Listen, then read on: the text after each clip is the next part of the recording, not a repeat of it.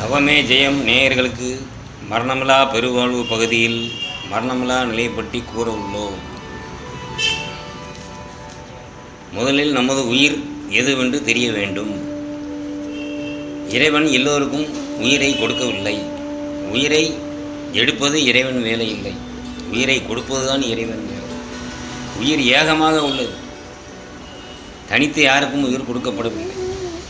யாருக்கும் தனித்தனியான உயிர் என்று இல்லை. சூரியன் எல்லா தாவரங்களிலும் கதிராக இருக்கிறார், ஆனால் சூரியன் எந்த தாவரத்திலும் இல்லை.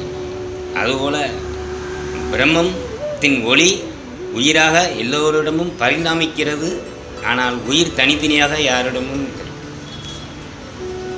உயிர் பொருள் நாம் அந்த பொருளோடு கலக்க வேண்டும். எது உயிர் பொருள்? பிரம்மம். அப்போ பிரம்மத்தோடு நாம் கலக்க வேண்டும். அதுதான் மரணமில்லா பெருவாழ்வு. உடல் உயிர் அல்ல, உயிரின் வடிவமும் உடல் அல்ல என்று தெளிவாக தெரிய வேண்டும். நாம் கர்ப்பத்தில் இருக்கும்போது சுவாசம் எப்படி செய்தோம்? மூக்கின் வழியாக செய்யவில்லை. மூக்கின் வழியாக செய்தால் வயிறு வீங்கி என்ன ஆகிறது? அதனால் நாம் கர்ப்பத்தில் இருக்கும்போது சுழுமுனை சுவாசம் தான் செய்வோம். சுழுமுனை சுவாசம் என்றால் தொப்புள் குடி வழியாக செய்வோம். தொப்புள் குடி வழியாகத்தான் நமக்கு சுவாசம் சென்று வந்தது, அதில் வழியாகத்தான் நாம் உயிரை பரிணமித்தோம். அதுபோல் நாம் வெளியே வந்த உடனே என்னாச்சு? தொப்புள் கொடையை முடிச்சு போட்டாச்சு. அப்புறம் மேலே மண்டையில் வந்து பார்த்திங்கன்னா ஒரு குழி மாதிரி இருக்கும், அது ஒரு 2-3 மாதத்தில் அதுவும் மூடிடும். இந்த தனஞ்சைங்கிற வாயு தான் அந்த சுழுமுனை நாடியில், தொப்புள் கொடி நாடியில் அடைபட்டு உள்ளது. அந்த தனஞ்சையின் வாயுவில் தான் உங்களுடைய முற்பதிவு, முன் செய்த கர்மம் எல்லாம் பதியப்பட்டுள்ளது. அந்த தனஞ்சையின் வாயுவை தான் நாம் மீண்டும் வெளியே எடுக்க வேண்டும். அந்த சுழுமுனை சுவாசம்தான் நாம் மீண்டும் செய்ய வேண்டும். கர்ப்பத்தில் இருக்கும்போது நாம் எப்படி சுவாசம் செய்தோமோ அதே சுவாசத்தை நாம் செய்வது தான் வாசியோகம். இதை தவிர மூக்கின் வழியாக இப்படி இழுத்து அப்படி விடு, அது மூச்சை அடைக்கி ஒரு 1/4 மணி நேரம் நிறுத்துங்கிறதெல்லாம் வாசியோகம் கிடையாது.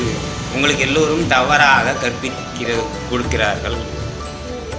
கர்ப்பத்தில் இருக்கும்போது நாம் சுவாசம் எப்படி செய்தோமோ அந்த சுவாசத்தை செய்வது தான் வாசியோகம். இந்த வாசியோகம் செய்வது தான் சுழுமுனை நாடி வேலை செய்யும். அப்பொழுதுதான் நம்மளுடைய உச்சிக்குழி திறக்கும். இந்த உச்சிக்குழி திறந்து அதன் வழியாக அமுதத்தை நாம் பெற்று அந்த அமுதத்தை நாம் சுவைத்து வாழ்வதுதான் மரணமில்லா பெருவாழ்வு. இதை உங்களுக்கு விவரமாக கூறுவதற்காகத்தான் இப்பொழுது வள்ளலார் மீண்டும் பிறவி எடுத்து வந்தது போல் வந்துள்ளோம். அதற்குண்டான வழிகளெல்லாம் நான் புத்தகமாகவும் வெளியேற்றிருக்கிறேன்.